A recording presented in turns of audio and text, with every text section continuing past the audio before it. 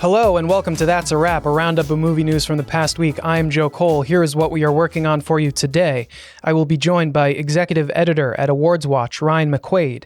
We will discuss the box office struggles for Supergirl and what it means for superhero movies. We will also have a picks preview today. Ryan and I will share our thoughts on the recently released trailer for Werewolf, and we will wrap things up with what to watch. This week, we are highlighting the film Enola Holmes 3, which became available to stream on Netflix on Wednesday. We will have red carpet moments in interviews that took place ahead of the film's world premiere here in New York, featuring Millie Bobby Brown, Louis Partridge, and Himesh Patel. Let's now bring in executive editor at AwardsWatch, Ryan McQuade. Ryan, thank you for joining us. Thanks for having me back, man. Absolutely. Glad to have you. We're going to begin today with the box office struggles for Supergirl. The latest film in the DC universe opened with $37.1 million in North America and $62.6 million globally. It was projected to debut with $50 to $55 million at the domestic box office. According to Variety, Warner Brothers and DC spent $170 million to produce the comic book movie and roughly $120 million to market it. The outlet also says the film is bracing for a $100 million loss, as a movie with its budget would typically need to earn at least $375 million to break even, but Variety also notes that a source puts the film's break-even number at closer to $300 million. Regardless, when it's all said and done, Supergirl is now projected to earn a total of just $100 million domestically and $200 to $210 million globally.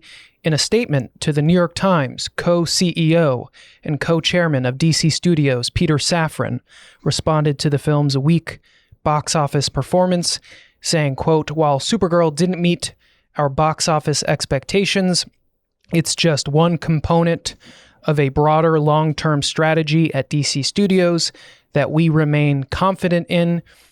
Ryan, Supergirl was a topic of conversation on a recent episode of the podcast, The Big Picture, and host Sean Fennessy talked about how the film's box office struggles mark the end of an era for superhero dominance in mainstream culture. He mentioned how he understands that Spider-Man Brand New Day and Avengers Doomsday are releasing this year and will most likely be very big, but that Supergirl signals that a shift has happened. So what does the poor box office performance by Supergirl mean for the future of the DCU? And do you agree that it represents a turning point in the place that superhero movies have in the culture? Well, for the DCU, I'll answer that one first, since that was the first one you asked, Joe. I love to give you multi-part questions. I don't do that to anyone else, really, to be honest. I know, but it's okay. We're good enough friends now for you to do that to me. Yeah. For the DCU, I almost call it the DCEU because that's what it used to be. Yeah. I think that it is fatigue from a property, in the fact that they had the DCEU, the Snyderverse, or whatever you want to call it. And there were diminishing returns there because there wasn't a sense of direction. And that they were kind of getting away from all those films and just kind of dumping them, like The Flash and the last Aquaman film and Blue Beetle and and Shazam and some sequel, and was it Black Adam? Like, those movies just did not do well at all. And then Superman did okay last year. Like, it did pretty well. But the idea of Supergirl being the second film to jump your franchise forward, or your whole world forward, I mean, it sounded good on paper. In execution, it wasn't great. Like, the movie is very mid, I would say. Like, I don't think it's as terrible as some people say it is, but it's definitely not as good as it could have been, or not nearly as good as Superman last year. It just didn't. There was no great word of mouth, from Comic-Con to the trailers to the promotion. Nothing was good. It felt very uneven. Now, they do have the Lantern series coming out in next month, which I'm very excited for. Mm-hmm. I really am. Like, that, you've got Aaron Pierre, you've got Kyle Chandler. I think Damon Lindelof's involved. Like, that sounds really good. But they have no Batman. They have no Wonder Woman. They have no Aquaman. They have no Flash. They have no Martian Manhunter. They have no None of the characters to build a Justice League even exist in this universe. Clayface is coming out this year too, I think, later this year. Cool. A movie with like a B-level Batman villain from the mind of Mike Flanagan, and he's not even directing it. That's the kind of like stuff you're dealing with now with James Gunn. And I feel like they had a good start and now they've stumbled, and it's how are they going to answer from this? And I think audiences are kind of saying, like, we are in a time right now, Joe, where we're talking about spectacle and we're talking about reasons for people to get to the theater, original filmmaking's thriving, horror's thriving, animated films are thriving. Comic book movies, I think audiences have realized we can't just buy me with like a side story. You got to give me a spectacle.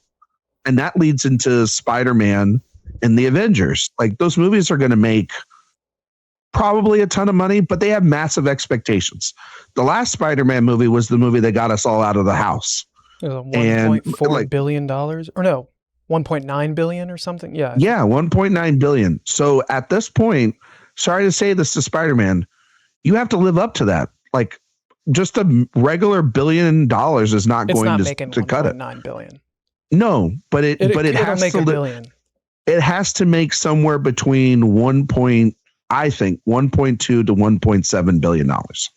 Like, because otherwise you're talking about if it just made $1 billion, you're talking about a $900 billion drop or $900 million drop. But I think 1 billion even today is like equivalent to 1.5 to $1 billion is $1 billion. Like, that's totally fair. But the Avengers films also, they were going up in terms of how much money they made. Those movies are like in the $2 billion range. Yeah. But that tells you something. If they're not going to see it hand over fist, the Spider-Man has the misfortune of being in the grasp of the Odyssey, and Avengers is in the shadow of Dune Part 3 and all the other, and also a film that we're going to talk about later today. It's Trailer. So, coming out like literally the week later with Werewolf. So, like, the superhero films right now are in a very interesting case study. Yeah. I don't think you can say they're over, but I think the side unimportant films may be done in the realm of, like, you have to have a full form 6-7 film idea and get people to buy into that. They don't. It feels like they have one or two films. Tomorrow could be that next year. Probably. If that does well, I feel like that kind of resets everything, and then they're, Sure, but they should have, in hindsight with this news, they should have just waited for that to happen. And then this movie, the Supergirl movie, comes out after that. You need to build up a couple of hits before you're going, because then you are the DCEU. One movie does good, the other one doesn't do good, and the other one does good. And that's not a long-term success. But I think if the Marvel movies underperform from their massive expectations of their predecessors, and then, I mean, Joe, that does show a sign of then that this franchise genre filmmaking is on life support. Like, I do agree with Sean there that if those can't even generate the big buzz, then I don't know what can. Yeah, and I'm definitely going to be interested to see how Doomsday does, considering it's sharing a date with Dune Part 3, and Dune Part 3 has the IMAX exclusivity. And same with the Odyssey with Spider-Man, but Spider-Man's 2 Spider-Man, weeks after. Yeah, but also with Spider-Man, their ticket sales have been crazy, reported as being crazy. So we'll see, All right, let's now turn to an update to a story we covered last week. Neon has acquired the global rights to Luca Guadagnino's OpenAI movie Artificial. The independent studio announced the deal via press release on Tuesday. It comes after the film was dropped by Amazon MGM Studios. The company said that it believed the movie would be better served if it were released by a different studio, and that it was working closely with the filmmaking team to find the film a new home. According to Variety, several of the buyers who screened the movie in the days after Amazon dropped it passed on acquiring it. Focus features Warner Brothers indie label Clockwork, A24, and Netflix all reportedly stepped away. Neon says that Artificial follows the incredibly consequential days leading up to the sudden firing and reinstatement of Sam Altman as CEO of OpenAI, as the fate of who gets to control the technology at the center of the AI arms race hangs in the balance. The company also says the film will compete in this year's Oscar race. Artificial stars Andrew Garfield as Sam Altman, as well as Yura Borisov, Monica Barbaro, Mark Rylance, Jason Schwartzman, Zaja Mamet, Cooper Hoffman, Chris O'Dowd, Cooper Koch, Billy Lord, and Ike Barinholtz as Elon Musk. It is written by Simon Rich. He previously wrote the screenplay for 2020's An American Pickle. He was also a writer at SNL and created the FX series Man-Seeking Woman and the TBS series Miracle Workers. Guadagnino's previous films include 2017's Call Me By Your Name, 2022's Bones and All, 2024's Challengers, 2024's Queer, and 2025's After the Hunt. Ryan, what do you make of this whole saga? What are you expecting? Another three-part question. What are you expecting from this film? And as Neon has declared that the movie will compete in this year's Oscar race, what do you make of its chances to be a legitimate contender? Obviously, we don't know anything about the film other than what I just read. We haven't seen it. But based on the components, what do you think it could be a contender? Massive, timely film. And I will speak on the controversy of all. It's a damn shame when corporations, step in and try to dictate what art should be, what truth should be. I think that we're at a time right now where journalism is under attack, and even films like this, I consider journalism, trying to tell some form of truth, trying to get audiences to understand this massive, important tool that is dividing not only our country, but the world right now in AI. And most people probably, if you went on the street, don't know who Sam Altman is and his involvement in all this. So it's a very important story to tell. Was very disappointed in but also not surprised in Amazon backing out of that. I am kind of disappointed that a bigger studio didn't take it, but given the fact of a Paramount Warner Brothers merger, I would assume that wasn't ever going to happen for Clockwork. The deal that A24 just had, movies financial situation is sketchy as well too. It made sense that it was going to go to Neon. It was almost like Neon was the Obi-Wan Kenobi of movie studios. It was their only hope. Otherwise, this movie was going to disappear. And it found a studio that isn't afraid to release controversial things, isn't afraid to also just release quality entertainment and make the audience decide. In terms of am I excited for this film? It's a Luca Guadagnino project, so of course I'm excited for it. I wasn't a fan of After the Hunt. I thought it was a pretty shallow film, and didn't really go in depth into the themes that it was trying to talk about. But Challengers and Queer were two of my favorite films of 2024. Same with Bones and All. Suspiria, Call Me by Your Name. The man's on an incredible tear outside of one film. And as for its Oscar chances, Neon has a robust slate. We talked about the Cannes films a couple of weeks ago. And I think that a movie like Fjord, which was announced that it will compete in the international feature category, which was not a surprise, but I guess for some it was. That's their big player. I mean, it won the Palme d'Or. And so that will be the film that it has. But, I've read Greg Elwood's piece, and I read some other people's opinions about the film.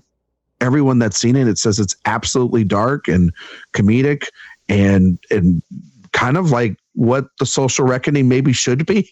It'll be interesting if they both play it at a festival, because they'll probably get linked and compared. But I've heard that it's a quality, very, very quality. And it is interesting, I will note, that Luca Guadagnino's films outside of Call Me by Your Name have not really been in the Oscar race.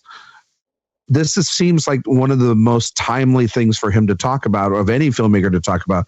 So if it has the goods and it does deliver, I could see it being something for him. Andrew Garfield, that cast, it's going to be something if the film is good. Yeah, I'm very excited for the film. I'm excited to see Andrew Garfield's portrayal of Sam Altman, and I'm glad that Neon picked it up, because there was a lot of talk about if they didn't find a buyer that Amazon could just kill the film outright, which would have been, I think, a very... insane. Yeah, insane if it just got shelved. So I'm glad it all worked out. I'm excited to see it. We are going to take a quick break. When we come back, Ryan and I are going to share our thoughts on the recently released trailer for Werewolf. Stay with us.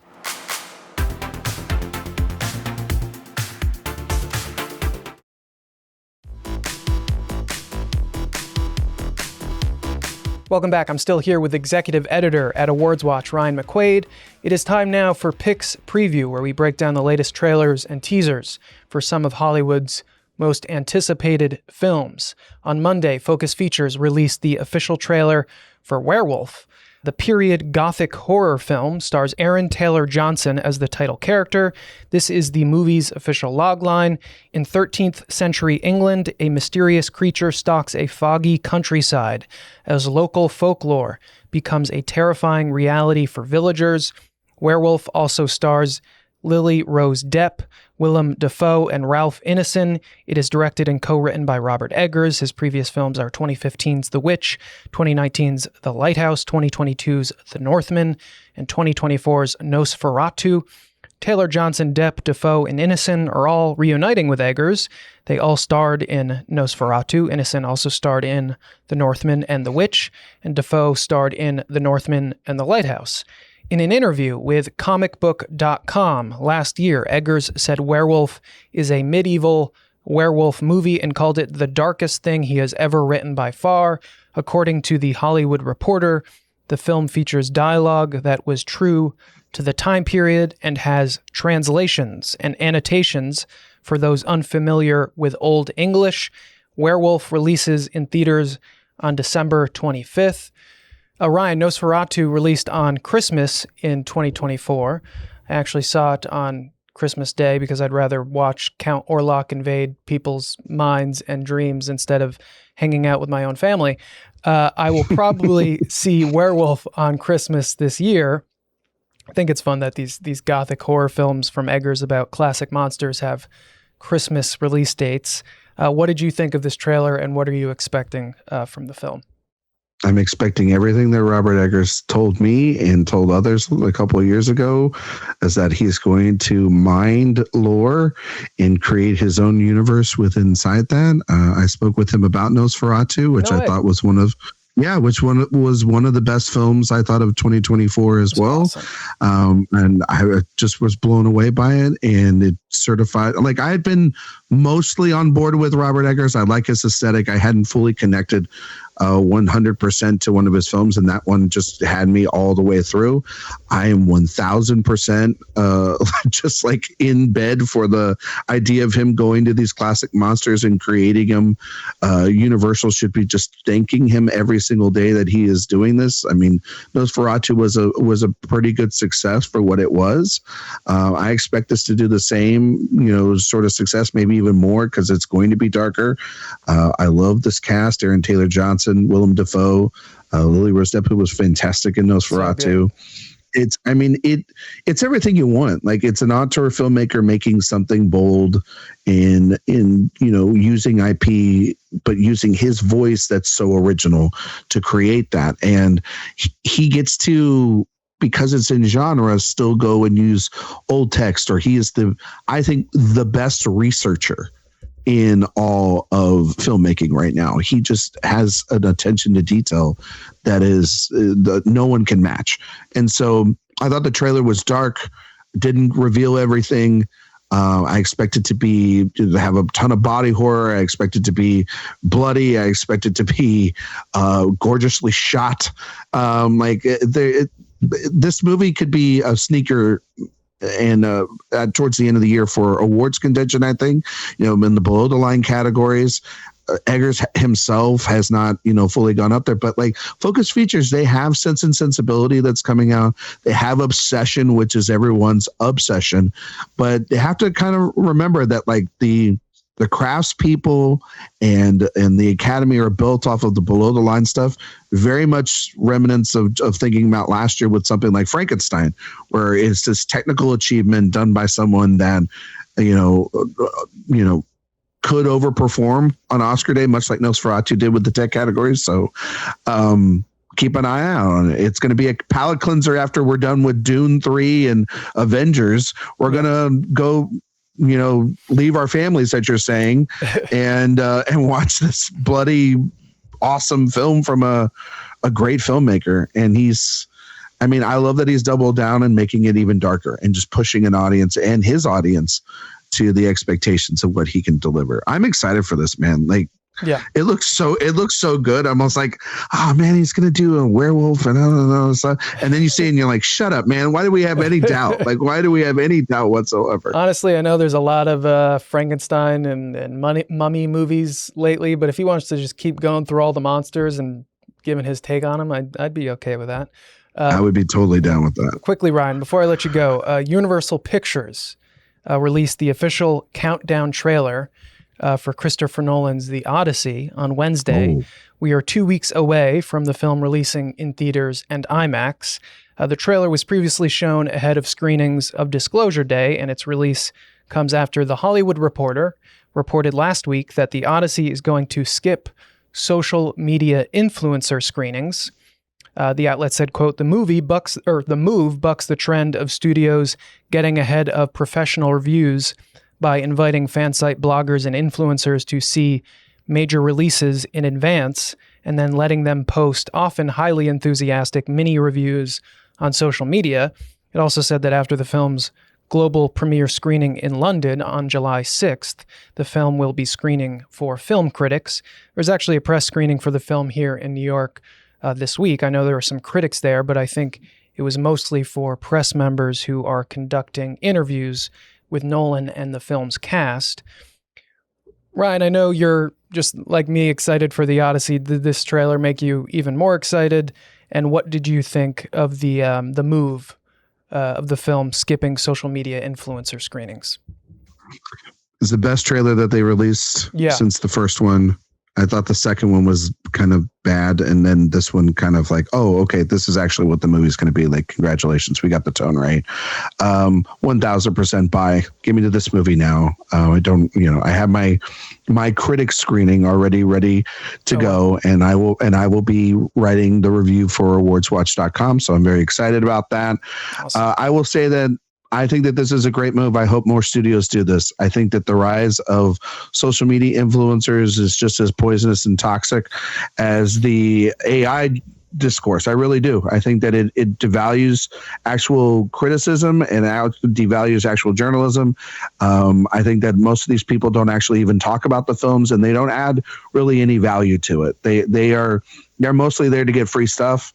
I remember many years ago, they had a only influencer screening for Barbie, and we had to fight tooth and nail just to have a critic screening. It seems that Christopher Nolan, who's the head of the DGA, knows these problems that are facing us and can be someone as a voice for change, can totally do that, especially with his film.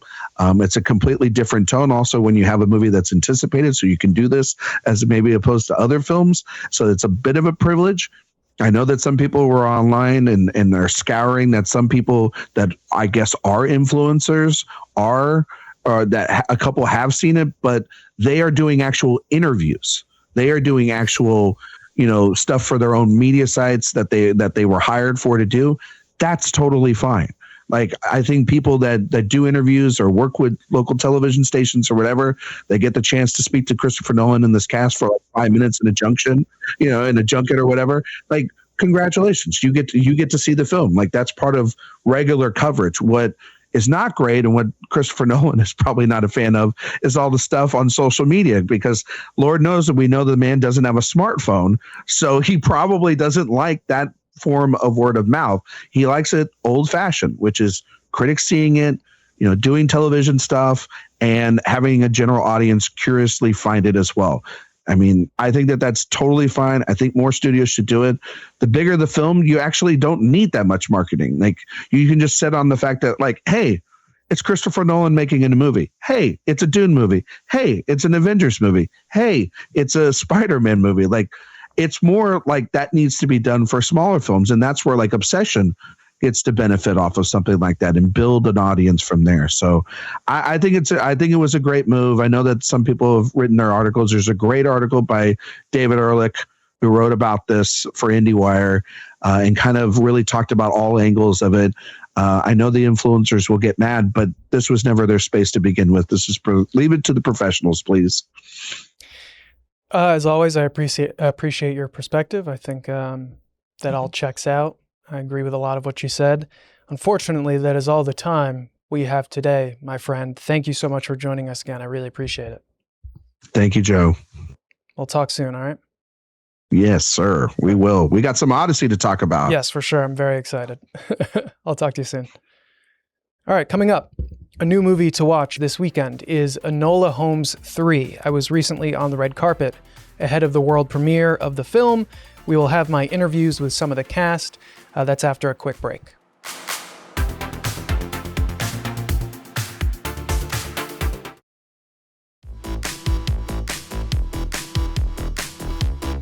Welcome back. It's time now for What to Watch, where we put the spotlight on movies hitting both theaters and streamers. Today we are highlighting Enola Holmes 3. The film from Netflix became available to stream on Wednesday. It stars Millie Bobby Brown, Louis Partridge, Himesh Patel, Sharon Duncan Brewster, Henry Cavill, and Helena Bonham Carter. On Thursday of last week, the film had its world premiere at the Plaza Hotel here in New York, and I got the chance to speak with some of the cast on the red carpet.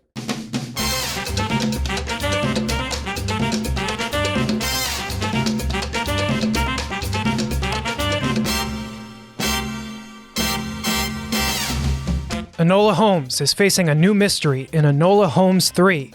The film from Netflix sees Millie Bobby Brown reprising her role as the young detective after headlining the first two installments in the series released in 2020 and 2022. Brown also returns as a producer, continuing her work behind the scenes that began with the franchise's debut film. I'm very, very grateful to be here. I can't believe I get to do this for the third time. But yeah, to be able to do it at Netflix is just a dream come true. And yeah, I have lots of love for the Enola Holmes audience. So to bring this back for them, it's great. The Enola Holmes movies are based on the Enola Holmes Mysteries book series. Enola is the younger sister of Sherlock Holmes.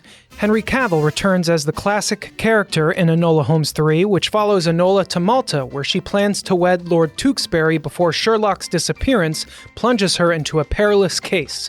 Louis Partridge is reprising his role as Lord Tewkesbury, building on the chemistry he established with Brown in the first film. It's something that I guess happens between two people that understand, get each other. It's always felt natural with her, and thankfully we don't have to try too hard. I think it was kind of apparent from the first chemistry read we did that there's a kind of banter here, and that's never gone away.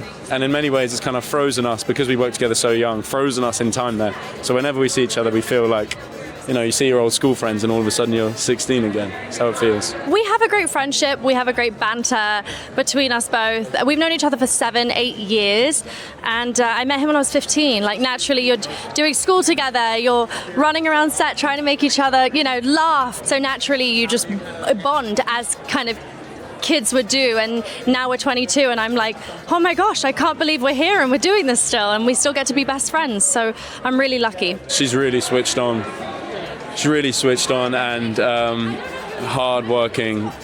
She's incredibly driven and focused, and she knows what she wants, and is very talented. It's a pretty good cocktail. She's such a special human being. She's so professional. She's so on it.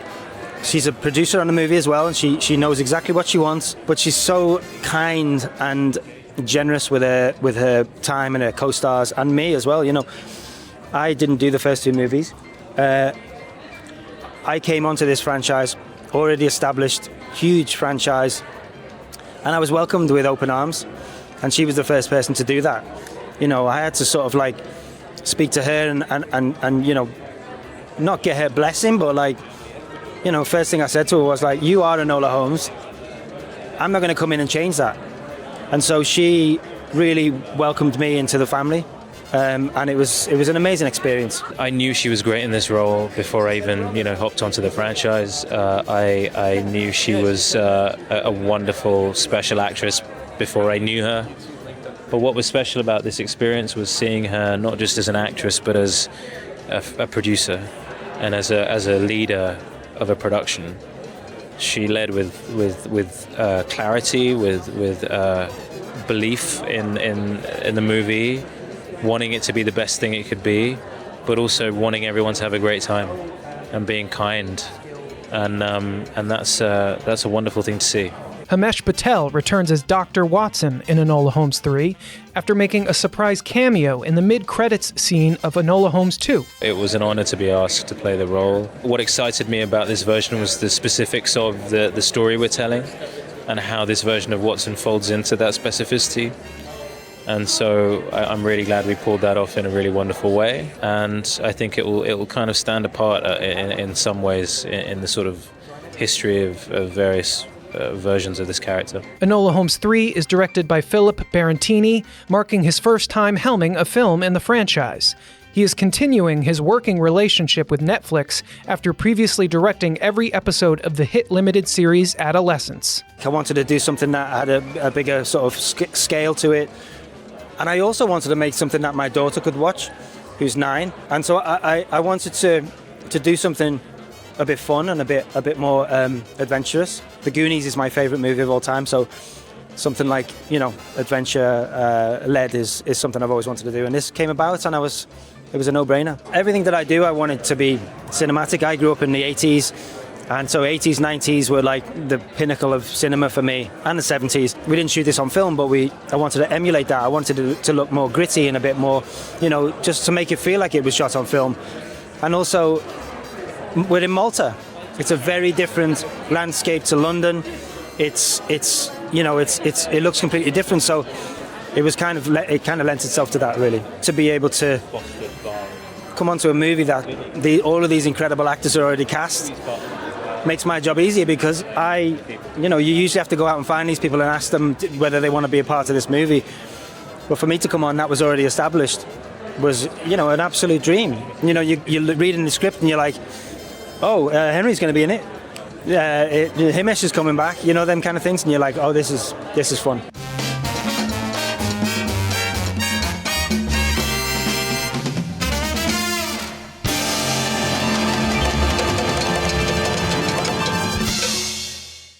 All right, before we go, some stories from this week that were left on the cutting room floor that we didn't have time to get to. A24 releasing an extended version of Backrooms in theaters starting July 3rd, called Backrooms Everything Must Go Edition, with 15 minutes of bonus footage. Universal Pictures releasing the official teaser trailer for its upcoming Illumination film Not Alone, starring Timothée Chalamet and Selena Gomez. Deadline and Variety reporting that Monica Barbaro and Josh Gad are joining Bradley Cooper, Margot Robbie, and Wagner Moura in the upcoming Ocean's 11 prequel. The Hollywood Reporter reporting that a Siren Head horror movie based on the internet sensation is in the works with Zach Kreger and Brian Duffield after Warner Brothers Pictures acquired the rights to the intellectual property. Sony Pictures announcing it is set to release its upcoming Tom Hanks-led baseball movie, The Comebacker, on July 30th, 2027, and The Wrap reporting that Christian Bale and Leonardo DiCaprio are confirmed to star in Heat 2, which will start shooting in November. Bale will play Vincent Hanna in Michael Mann's sequel, the LAPD robbery homicide detective played by Al Pacino in the original film, and DiCaprio will play Chris Shiherlis, who was played by Val Kilmer. The Wrap also says Adam Driver is being sought for the film's villain, and Stephen Graham is in talks to play Neil McCauley, the Robert De Niro role from the first film. That does it for today's edition of That's a Wrap. Be sure to stay tuned for more on Pix11 Plus. I am Joe Kohle. Thank you for watching.